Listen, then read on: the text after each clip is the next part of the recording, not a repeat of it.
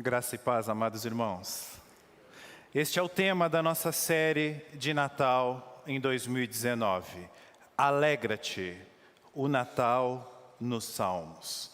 Especialmente hoje, nós vamos trabalhar esse subtema, Nasceu o Perdão.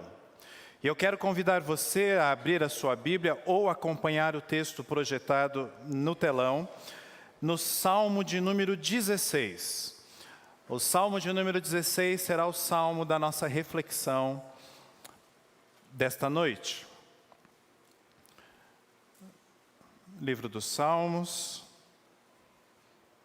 capítulo de número 16, na versão Almeida, diz assim: Guarda-me, ó Deus, porque em ti me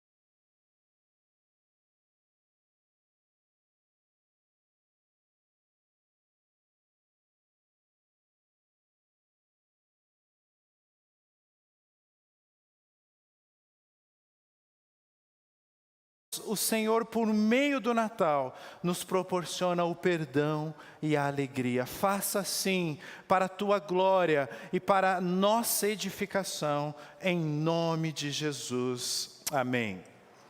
Quero contar para vocês uma história, eu não sei se é verídica ou não, mas ela foi contada da seguinte forma.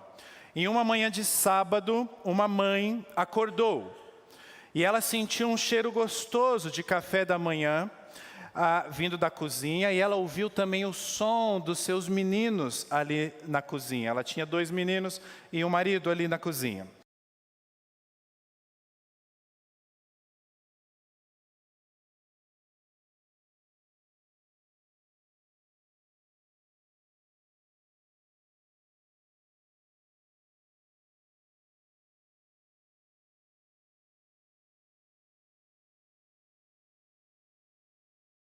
Mãe, tente se lembrar como você se sentiu quando estava hoje pela manhã na cozinha. Quando ela estava pela manhã na cozinha, esse filho havia visto a sua mãe abraçar o seu pai.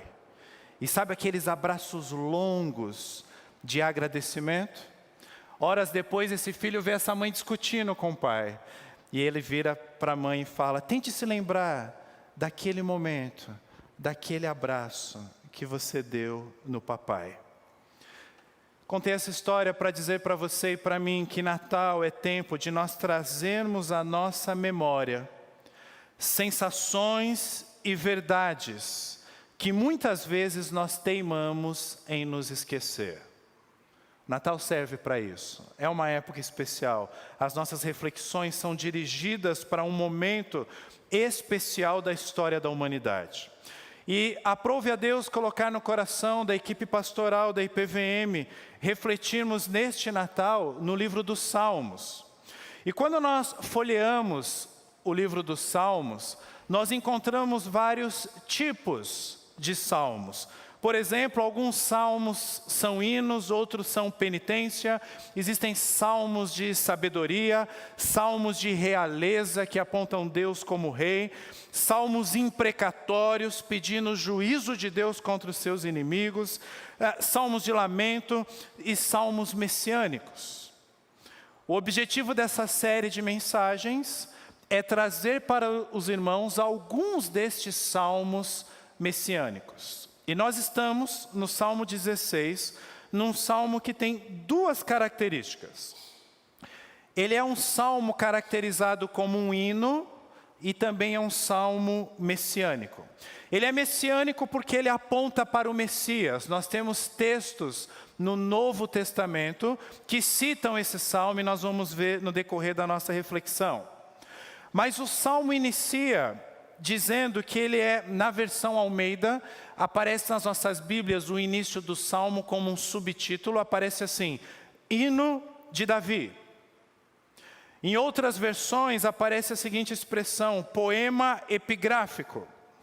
É porque aqui nós temos uma expressão no hebraico que os especialistas, os estudiosos ainda não chegaram a uma conclusão do que significa. Não há uma explicação clara. Para alguns é o início de uma estrofe, é um hino. Para outros tem um outro significado. Mas é fato que sempre que Davi, que é o autor desse salmo, ele está diante de uma oração, de um salmo em que a situação é de grande perigo, ele começa dessa maneira. Então nós estamos diante de um salmo daqueles caracterizados como um hino, ou uma oração, ou ação de graças, a característica mais comum no livro dos Salmos. Eu quero chamar a sua atenção para o autor. O autor é Davi, um homem que foi da roça ao palácio. Você imagine se nos tempos atuais nós tivéssemos em nossas livrarias disponível um livro para nós comprarmos de um homem que era um pastorzinho lá no interior, eu não vou falar de Minas porque senão vou ofender algumas pessoas, lá no interior rural, sem grandes pretensões na vida, e a história desse homem segue com altos e baixos, até que ele chega na posição de rei. Você teria interesse em comprar, em ler, ou em ouvir, ou ler o que este homem tem a dizer? Talvez sim. E neste salmo, tudo indica que o período em que Davi escreve, ele já estava no palácio. Ou seja, é o Davi rei que está nos dizendo. E o que ele nos diz? Está aí na tela, mostra o verso primeiro, por favor. Guarda-me, ó Deus, porque em ti me refugio. É muito simples nós entendermos o início desse salmo. É um pedido, é uma oração até comum de discípulos fazerem nos dias atuais. Eu estou pedindo para Deus, Deus, guarda-me. Sinônimo que aparece em outras versões bíblicas, proteja-me, eu preciso da tua proteção. Senhor, eu preciso do teu cuidado. Senhor, eu reconheço que eu sou fraco, o Senhor é forte, então me guarde. E a base desse meu pedido, por que eu posso dizer, Senhor, guarda-me? A base está na continuação do verso 1. Porque em ti me refugio, porque o Senhor é o meu refúgio. Aqui o significado é o mais óbvio mesmo. É no Senhor que eu sou protegido. É no Senhor que eu posso confiar, que eu posso esperar. Agora, preste atenção. Mesmo que você seja discípulo de Jesus há algum tempo, a situação não é tão simples quanto parece. Fala, pastor, isso daí é super simples, a gente fala mesmo, guarda-me, ó Deus, porque em ti me refugio. Não é tão simples porque nós temos um coração pecaminoso. E nós temos a tendência de desejar ter o controle sobre todas as coisas. Essa semana, uma pessoa muito querida, muito amada, que está vivendo um momento em que essa pessoa está com grandes expectativas em relação a algumas coisas que pode acontecer na sua vida. E eu perguntei para ela, e aí, qual é o andamento? Me conta. E ela falou, pastor, eu ainda não tive resposta. E aí eu disse para ela, falei, olha, não se esqueça que Deus está no controle, não nós. Deus está no controle é uma frase ok para todo mundo. É isso aí, vamos postar no Facebook. Mas a vírgula, não nós que estamos no controle, nos incomoda. E aí ela mandou um gif de um personagem famoso chorando. E aí eu disse para ela, olha, Deus estar no controle é o melhor. Vai por mim. É o melhor. É essa certeza, meus amados irmãos, que nos leva a uma oração como essa. Guarda-me, ó Deus, porque em ti me refugio. E todo o restante do Salmo de número 16, ele vai se desenvolver a partir desta afirmação. E eu quero chamar a sua atenção que essa afirmação é a mais simples de ser feita, apesar do desafio aí de nós queremos controlar as nossas vidas. O difícil mesmo é a afirmação seguinte, no verso de número 2, porque diz assim, eu quero que você preste atenção na palavra Senhor que aparece nesse verso. E aí você vai dizer, por que o pessoal da comunicação colocou, olha lá, erraram, olha lá, colocaram uma hora em caixa alta, outra hora só o S em caixa alta. Por quê? O texto diz assim, digo ao Senhor, : tu és o meu Senhor, outro bem não possuo senão a ti. Essa variação textual não foi da equipe de comunicação, está na sua Bíblia também. Foi uma forma dos tradutores para o português, a demonstrarem para os leitores em português, que no texto original aqui, há uma variação de palavras indicando Deus, o Senhor. Isso acontece na ARA, na Almeida, na NVI, na NVT, em várias versões bíblicas. Por quê? Quando o Senhor é transcrito de forma caixa alta total, significa o nome de Yahvé. O tetragrama sagrado, alguns chamam Yahvé ou Yahvé, significa literalmente o eu sou bíblico.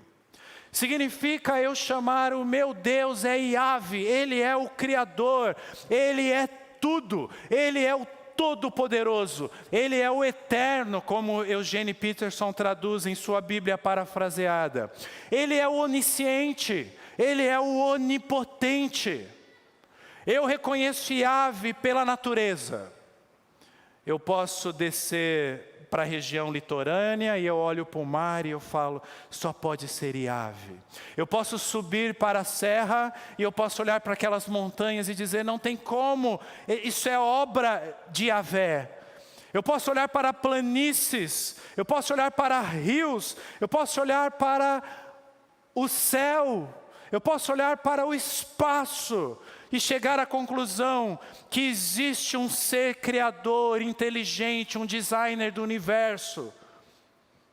E se eu fosse utilizar a língua hebraica, eu iria mencionar Yahvé.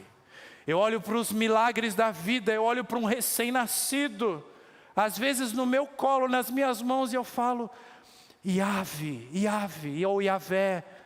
É o Deus Criador, é o Deus que faz milagres. Eu olho para o desenvolvimento humano e percebo isso. Agora, perceba uma coisa.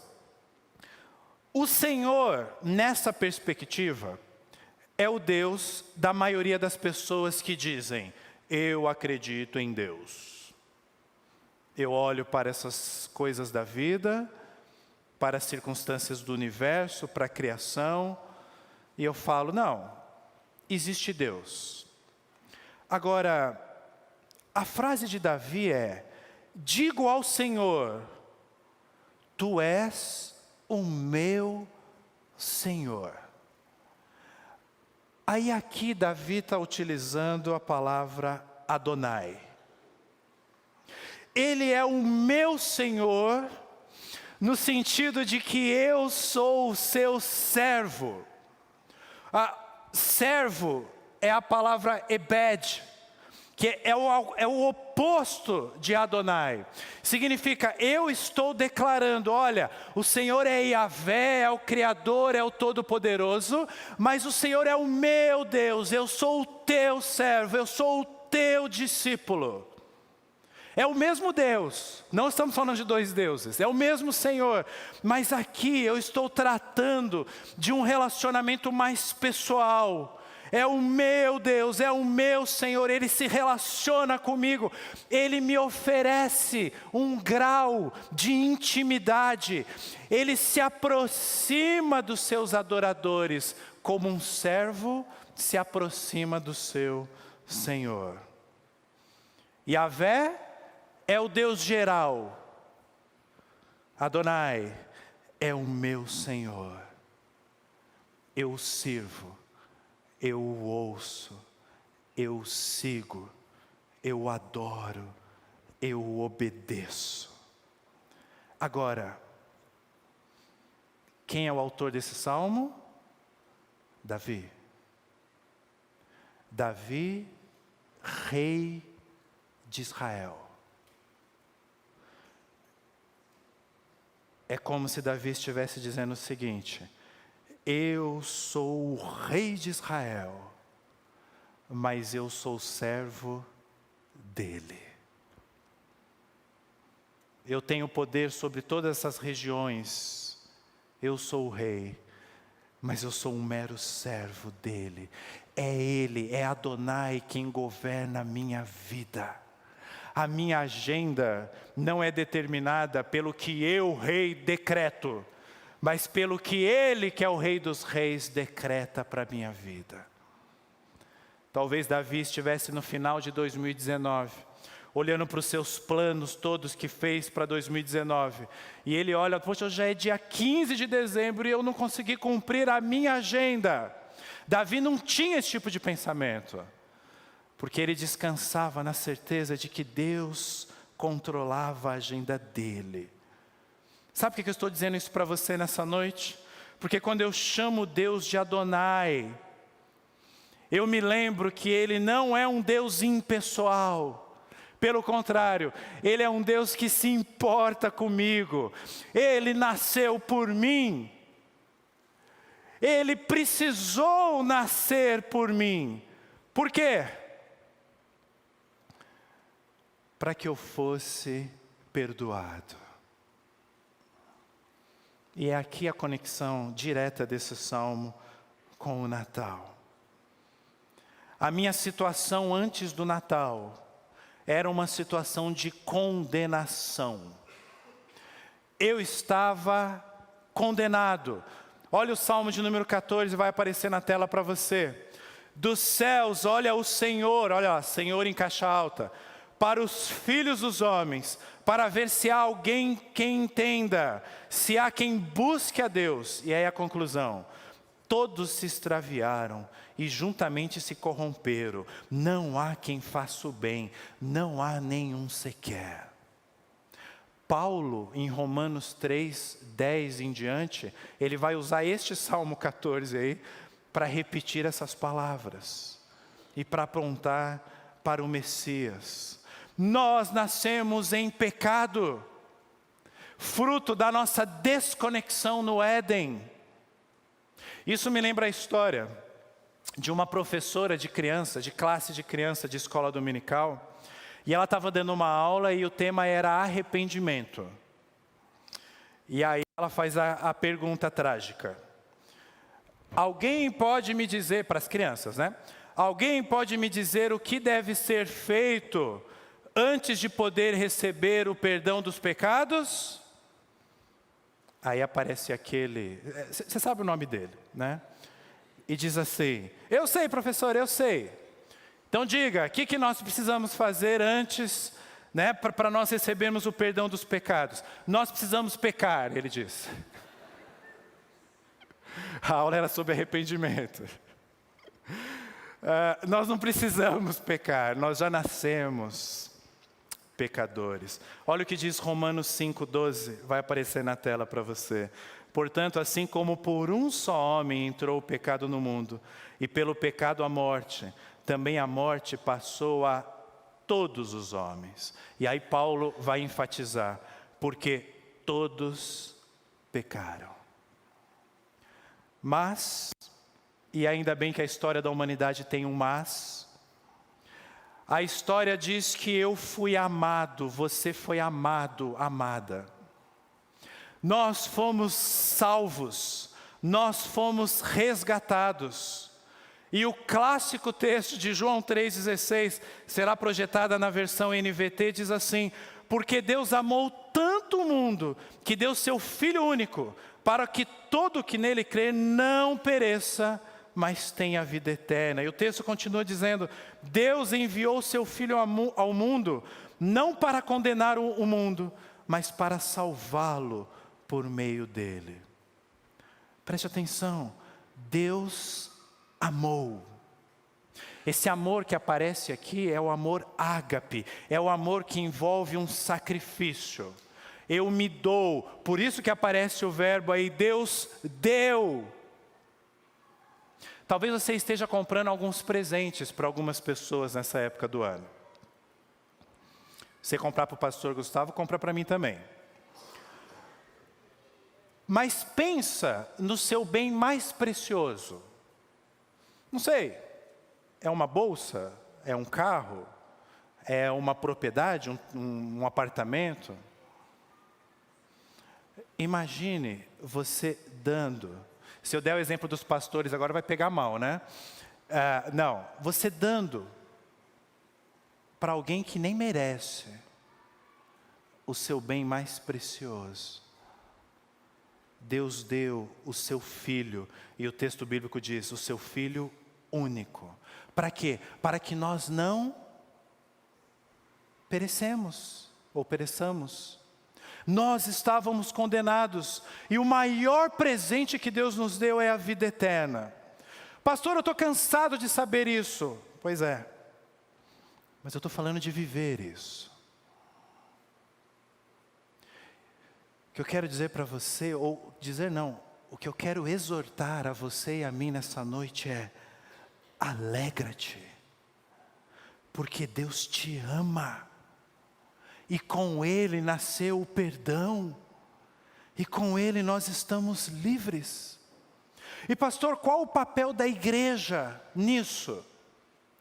É o que diz o verso número 3. Quanto aos santos que há na terra, são eles os notáveis, nos quais tenho todo o meu prazer. Esses santos que aparecem aqui, são os discípulos do Senhor. E olha que curioso, a Bíblia ela é perfeita para não ter dúvida, para não se gerar heresia no decorrer da história da humanidade. Os santos que estão na terra, parece que Deus já estava prevendo algumas doutrinas de santidade equivocadas, de canonização. Mas o que eu quero chamar a sua atenção é que Davi ia para a igreja, o povo de Israel, entendam, né? Todo aquele contexto. Templo, antes, tabernáculo, aquele contexto, eu estou chamando de forma didática de igreja nessa mensagem, ok? Davi ia para a igreja com alegria, com prazer. E ele diz nessa oração ao Senhor, porque lá eu encontro pessoas notáveis. Notáveis no sentido de grandiosos, no sentido de nobres. E aí eu pergunto para você, nessa atual fase da sua vida, com quem você tem andado? A alegria de Davi estava em andar com esses homens. E quem anda com pessoas notáveis tende a aprender coisas notáveis. E veja bem, eu não estou falando notável segundo o mundo. Poderiam ser homens e mulheres para o mundo fracos, mas ainda assim pessoas notáveis. Perceba que na igreja estava a alegria do grande rei Davi. Não estou falando de alguém que não podia ter posses, que não poderia ter grande satisfação na vida. Estou falando do rei. E ele está dizendo, a real, a autêntica alegria está na igreja. E eu digo para você agora, porque na igreja nós anunciamos o nascimento do Redentor, o nascimento do perdão. Davi não saberia, não sei se você já parou para pensar sobre isso. Davi não saberia dos seus próprios erros, se não fosse a igreja. No caso ali o profeta, o povo de Israel e a forma que Deus interagia com eles. Davi jamais entenderia a graça de Deus, se não fosse a igreja. E olha que ele tinha pecados graves, e ele ia continuar seguindo a sua vida, sem perceber que ele poderia ser perdoado como foi. Ah, meu querido, minha querida, meu irmão, minha irmã, nós só vamos entender o significado profundo do Natal, do nascimento do perdão, quando nós passarmos a olhar o mundo sob uma perspectiva espiritual. Davi fez isso. No verso número 4 diz, muitas serão as penas dos que trocam o Senhor, Yahvé, por outros deuses. Não oferecerei as suas libações de sangue, e os meus lábios não pronunciarão o seu nome. Eu não sei se você já parou para refletir sobre essa perspectiva, mas a sociedade atual nos oferece muitos deuses. E em tempos de Natal, onde o consumo e todas as decorrências do consumo se torna mais exacerbado, isso fica muito evidente. Eu estava ouvindo a rádio outro dia, vindo para a igreja, a rádio de notícias, e a repórter falando como o recebimento do 13º estava sendo importante para aquecer a economia. Porque as pessoas pegam o 13º e gastam com presentes para si mesmo ou para outras pessoas e outras coisas mais, ceia e etc. Eu não estou dizendo que isso é errado, mas você sabe o que acontece. Aí chega janeiro, fevereiro, e você encontra a maioria das pessoas reclamando daquelas despesas de início de ano e porque elas estão em dívidas. Por quê? Porque existem deuses pós-modernos que nos controlam. Não são estátuas. Eles não exigem mais sacrifícios de sangue, nem alimentos. Não. Mas eles têm a minha atenção o tempo todo. É só você entrar, por exemplo, numa rede social e daqui a pouco está piscando um banner. E aí está lá aquele carro dos seus sonhos. Aquela bolsa dos seus sonhos. Meninos têm custos mais altos do que meninas. Aquele aplicativo de relacionamento que você... Não, eu não posso entrar nesse aplicativo, mas fica ali dizendo, tem pessoas legais aqui. Mas eu sou crente. Mas de repente você acha um crente lá também. Deuses pós-modernos, como a pornografia. Ou aquela estratégia para você ficar rico, que toda hora aparece assim na sua timeline. Ganhe dinheiro com ações. Ganhe dinheiro com marketing digital. Ganhe dinheiro com... E assim por diante. Davi, o texto diz, ele não quer nem sequer citar o nome dessas divindades. Deixa eu te contar uma história para ilustrar isso. Essa semana, o Breno, Gustavo e eu conversando com uma pessoa querida, vocês não conhecem. Essa pessoa contou a história de que há pouco tempo atrás precisou de um empréstimo no Banco do Brasil para que adquirisse um equipamento fundamental para a sobrevivência do seu filho, ou para o sobrevivência / desenvolvimento do seu filho, que tem problemas. E esse equipamento custa R$30 mil.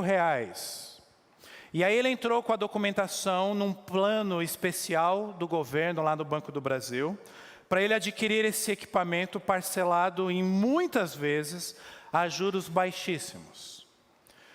Este é um amigo nosso que é pastor presbiteriano. E ele deu entrada com a documentação, o gerente o chamou e falou: olha, nós conseguimos aprovar 3 mil. Ele virou para o gerente e falou: mas como? Eu preciso de 30. Ele falou: não, mas sabe como é, né? Não, sabe como é o quê? Não, é porque conversa vai, conversa vem, é porque você é pastor. O seu nome não tem peso para aprovação aqui, de crédito. E se for no nome da minha esposa, o que ela é? Ah, ela trabalha em hospital. Ah, aí sim. Entrou com a papelada no nome da esposa e foi aprovado o crédito. Na hora de fechar a compra do equipamento, na verdade o empréstimo, o gerente do banco fez a seguinte sugestão: olha, as parcelas são a longo prazo e o juro é baixinho. Você não quer pegar 40 mil logo, assim você fica com 10 aí para você fazer o que você quiser? Estes são os deuses do nosso tempo. Esse pastor olhou para o gerente e falou: eu preciso de 30. O equipamento para o meu filho não custa 40. Não, mas se o senhor quiser. Eu preciso de 30. Me dá um empréstimo de 30 mil. E o mês que vem ele está pagando a última parcela. E o filho dele está vivo e resistindo com todas as dificuldades. A sua alegria plena jamais estará nessas coisas. O nascimento de Jesus nos lembra que nós não precisamos dessas coisas. Sabe por quê? Verso 5. Porque o Senhor é a porção da minha herança e o meu cálice. Tu és o arrimo da minha sorte. Caem-se as divisas em lugares amenos. É muito linda a minha herança. Percebam, eu consigo quase imaginar a entonação de Davi aqui. Davi está muito feliz. Ele está falando do Senhor, caixa alta, Yahvé. Ele está alegre pelo que Deus é. Fala: Deus, não há nada nesse mundo maior que o Senhor é maravilhoso. E aqui nos é apresentada a expressão cálice. Cálice na Bíblia é uma metáfora que se refere a o que um anfitrião oferece aos seus convidados. Então, um anfitrião poderia oferecer aos seus convidados justos, bons, digamos assim, um cálice de bênçãos. Pensando na perspectiva bíblica, aqueles que são justificados por Cristo têm acesso à salvação. É o cálice da bênção, mas a Bíblia também fala de o cálice da ira do Senhor. Sabe por que eu estou falando isso? Parece que eu estou fugindo do contexto, mas eu não estou não. Fica comigo aqui. O cálice da ira do Senhor é aquele que Jesus sabia que ia ter que beber. E quando se aproxima as horas, na sua agonia no Getsêmani, é esse cálice da ira do Senhor que Jesus fala: Pai, você que é pai, imagina o seu filho fazendo esse pedido para você: Pai, se possível, afasta de mim esse cálice. Pastor, e o que é esse cálice da ira do Senhor? É o pecado de toda a humanidade. E Deus fazendo justiça, fazendo com que alguém, ou nós mesmos, antes de Jesus, tivéssemos que beber esse cálice. E é curioso porque... É curioso não, é maravilhoso, porque o que acontece na cruz é Deus pegar esse cálice, os nossos pecados, colocar sobre Jesus. A palavra que eu vou usar agora é forte, ela é proposital. Deus castigar a Jesus. Isso é o que chamamos na teologia da grande transferência, ou do substituto. Jesus é o nosso substituto. Jesus, presta atenção, Jesus não conhecia pecado. Porque uma coisa sou eu e você que nascemos em pecado, que sabemos o que é pecado desde o ventre. Alguém dizer para a gente, vou jogar mais uns pecados para você, tá? Eu vou achar ruim, mas eu estou acostumado com pecado. Outra coisa é um ser santo. Saber que daqui a algumas horas, o pecado de toda a humanidade, do passado, do presente e do futuro, seria colocado sobre ele. Jesus não agoniza no Getsêmani por causa da dor física que ele iria sentir. Quando ele fala, passa de mim esse cálice, é porque ele sabia que naquele madeiro seria colocado sobre ele o meu pecado, o seu pecado e de toda a humanidade em todos os tempos.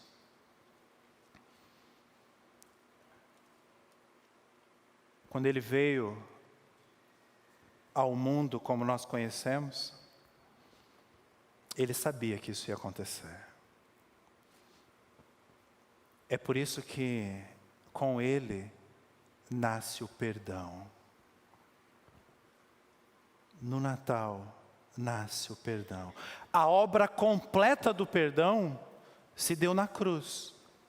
Por isso que Jesus diz, está consumado. O que está consumado? A minha alegria e a sua alegria. Em que sentido? No sentido de que está consumado, eu entreguei a minha vida por vocês, só que eu não tenho pecado, e eu vou ressuscitar, e porque um inocente, um sem pecado morreu por toda a humanidade, vocês não estão mais condenados, alegra-te! Isso é motivo de alegria. Por isso, meus queridos, que Davi é uma pessoa satisfeita. Sabe o que é uma pessoa satisfeita? Ou uma pessoa santa, como a gente costuma dizer, nossa, fulano é uma pessoa santa. É uma pessoa satisfeita com tudo que o Senhor tem dado a ele. Ele tem lá a família dele, e ele fala, obrigado, Senhor. Ele tem lá a moradia dele, quer seja boa, média ou ruim, ele está grato a Deus. Ele tem a comida dele, ele tem o carro dele ou não. Ele fala, Senhor, eu estou satisfeito. Agora, sabe que nós nem sempre conseguimos isso, né? E deixa eu dar um exemplo negativo meu. Na verdade, é culpa do Benjamin. Vamos lá. Estava eu preparando essa mensagem e o Benjamin do meu lado desenhando, meu filho de 4 anos. Aí ele vira para mim e fala, papai, desenhei você com raiva. Ele não falou bravo, não falou com raiva. Eu parei tudo, corri olhar para o desenho e falei, como assim? Por quê? Perguntei para ele. Você acha que o papai está sempre com raiva? Não, só de vez em quando, né? Ele falou.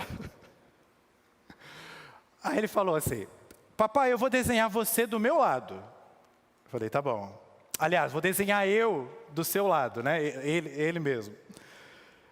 Aí ele desenhou, né? Eu falei, tá, e você? Tá alegre ou tá com raiva?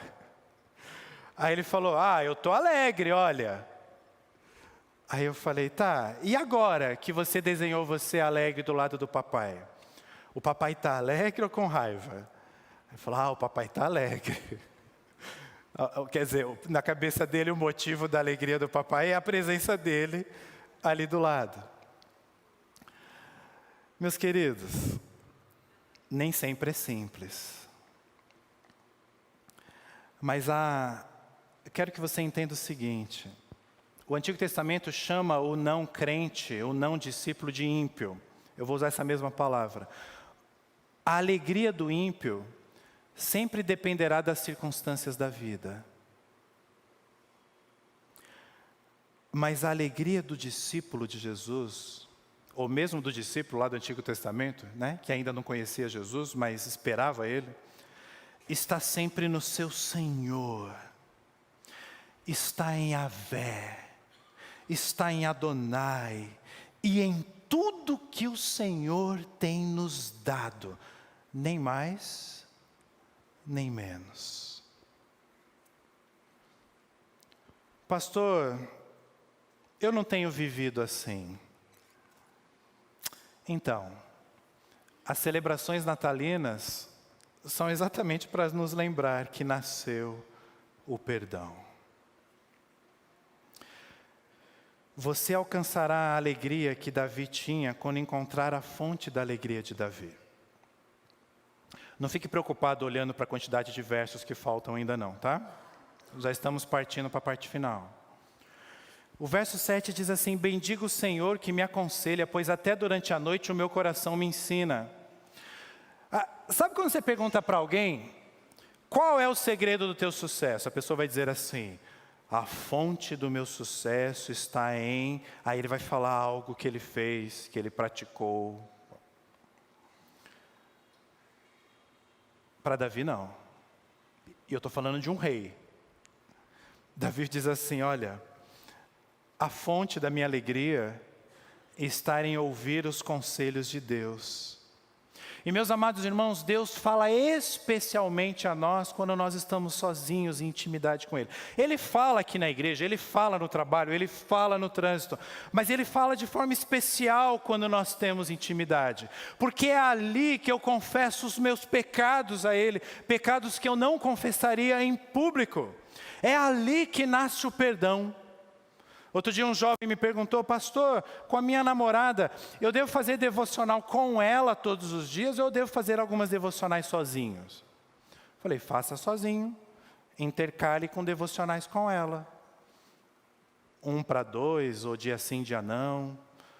Ah, mas não é importante eu fazer com ela? É, mas você precisa ter momento a sós com Deus, para você tratar com Deus coisas do seu coração, coisas também a respeito da sua namorada que você não trataria com ela, mas você tratar com Deus. E às vezes a gente perde essa perspectiva. Davi descansa no cuidado de Deus, verso 8, o Senhor, Yahvé, tenho sempre a minha presença, estando Ele à minha direita, não serei abalado. Olha que interessante, Davi não agradece ao Senhor pelos recursos que Ele tem dado a ele, rei. Não é isso. Ah, Senhor, obrigado, porque eu estou chegando no final de 2019. Obrigado, Senhor, porque o Senhor me deu salário. Obrigado, porque o Senhor me deu a cura daquela enfermidade. Obrigado, Senhor, porque meus filhos estão no colégio. Eu sei, Senhor, que isso tudo vem de Ti. Essa é uma oração válida, não é errada. Mas existe um grau de profundidade maior do que este. Davi está dizendo, Senhor, eu tenho o Senhor. Eu tenho o privilégio da Tua presença. Porque o Senhor está comigo, eu não vou ser abalado. Aí é independente se você está terminando 2019 empregado ou desempregado, com saúde ou sem saúde. Ele está dizendo, eu tenho o Senhor, isso é maravilhoso. Outro dia minha mãe que está aqui com a gente hoje, sofreu um acidente grave na Fernão Dias, graças a Deus não houve nenhuma consequência física, só no veículo, onde estava ela e meu pai. E foi interessante que pela forma que o acidente aconteceu, uma peça de muitos quilos em alta velocidade veio na direção do para-brisa na frente dela. Mas houve um desvio e não pegou, obviamente, por isso que ela está bem.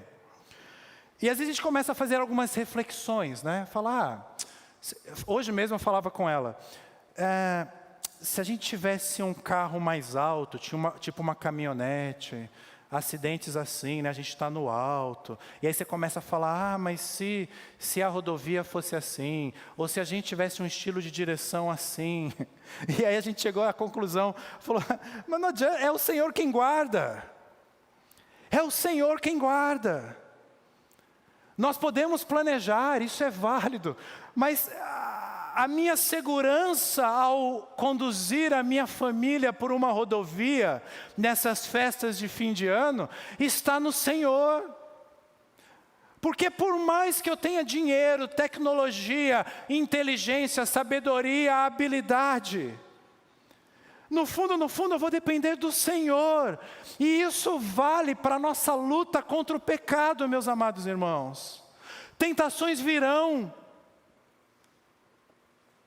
O Senhor me ajuda, o Senhor me fortalece, mas presta atenção, eu tenho que confiar nele, eu tenho que buscar nele. Eu não posso enfrentar sozinho.